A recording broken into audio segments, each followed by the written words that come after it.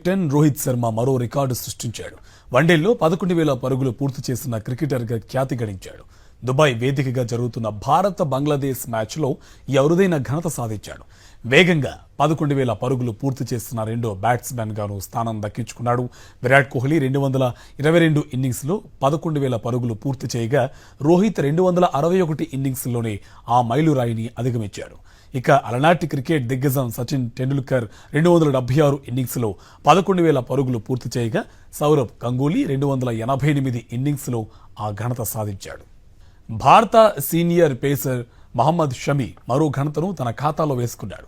బంగ్లాదేశ్పై మ్యాచ్లో 5 వికెట్లు పడగొట్టిన షమి ప్రపంచ రికార్డు నెలకొల్పాడు. అత్యంత వేగంగా 200 వికెట్లు తీసిన బౌలర్గాను నిలిచాడు. అయితే ఇదంతా బంతుల పరంగానే.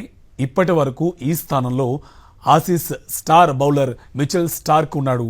స్టార్క్ 5,240 బంతుల్లో 200 మార్కును అందుకోగా షమి 5,126 బంతుల్లోనే 200 వికెట్లు తీయడం విశేషం.